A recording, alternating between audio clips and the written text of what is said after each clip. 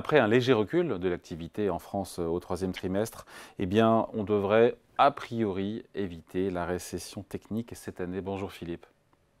Bonjour David. Philippe Wechter, directeur de la recherche économique chez Ostrom Asset Management. On a une Banque de France qui tape donc sur une hausse modeste de l'activité. C'est une prévision pour le quatrième trimestre de cette année, 0,1 point. Donc, on ne devrait pas passer par cette case technique de la récession, enfin cette case de la récession technique, on peut le dire aussi comme ça, ce qui correspond, il faut le dire, à 2 trimestres consécutifs de baisse. C'est déjà ça, vous me direz, mais c'est pas très réjouissant quand même, hein. Ça ne fait pas rêver et le propos de la Banque de France ne fait pas rêver non plus quand on lit le texte de son communiqué. On voit bien que la situation reste extrêmement morose, comme pour reprendre le terme que vous évoquiez tout à l'heure. Et donc, on va être autour de zéro. C'est ça qu'il faut avoir en tête. C'est-à-dire que On fait du on surplace, peut quoi. être... Pardon? On fait On du fait du surplace. surplace, oui. Mais ce qui est important, parce que quoi qu'il arrive, on ne sera pas au 1% de croissance prévu par Bruno Le Maire, on sera plutôt entre un peu autour de 0,8, même un petit peu moins de 0,8. Alors ça peut être perçu comme proche de 1%, mais c'est quand même assez loin compte tenu des niveaux de croissance. Et puis ça va faire un acquis pour 2024 qui va être très réduit. On va être entre 0,1 et 0,2 points d'acquis pour 2024, c'est-à-dire l'avance pour 2024 qui va être assez limitée. Ce qui pose une question majeure après, c'est l'objectif qui a été fixé par Bruno Le Maire pour 2024. Dans la loi de finances, il est prévu 1,4% de croissance. C'est extrêmement ambitieux compte tenu des chiffres dont on dispose aujourd'hui. Ouais, déjà pour 2023, l'objectif de 1% de croissance du gouvernement serait atteint si on faisait 0,6%, nous a dit l'INSEE au quatrième trimestre, c'est assez mathématique. 0,6%, évidemment, on ne le fera pas. Et sur 2024, vous avez raison, la Banque de France qui est à 0,9% contre les 1,4% de croissance attendue par le gouvernement pour l'an prochain. Et encore, elle doit mettre ses prévisions à jour lundi prochain, la Banque de France, hein. Voilà, et le CDE est à 0,8%. Ça correspond à des chiffres de l'ordre de 0,2% par trimestre. Pour arriver au 1,4% de Bruno Le Maire, il faudrait 0,5% par trimestre. C'est beaucoup.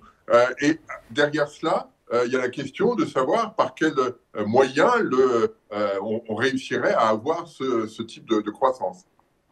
Donc fin d'année morose, je le disais,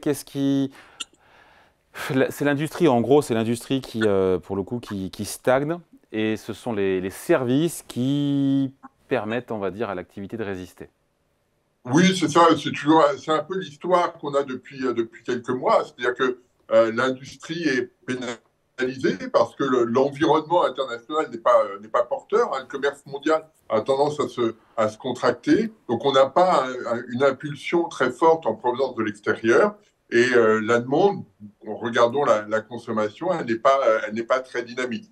Donc, on survit, si je puis dire, par les services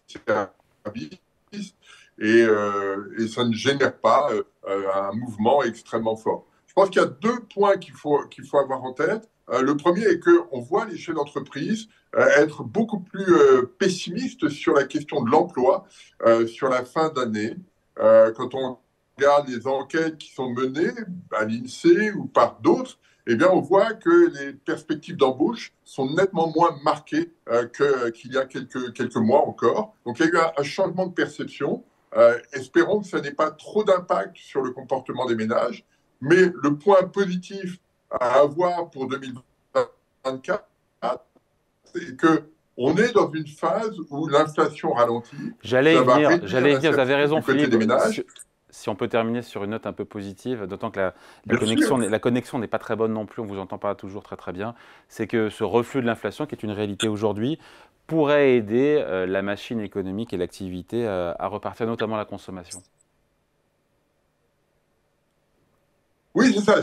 On a vu les ménages épargner davantage au moment de l'accélération de la hausse de l'inflation. le ralentissement de l'inflation a deux conséquences. Un, ça réduit l'incertitude, donc on est plus prêt à prendre des risques.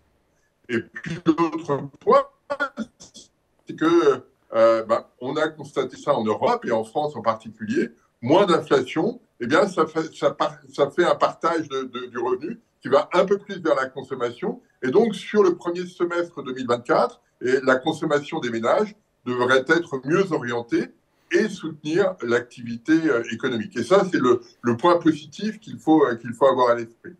Allez, merci à vos explications. Signé Philippe Wechter, directeur de la recherche économique chez Ostrum Asset Management. Merci à vous. Merci David.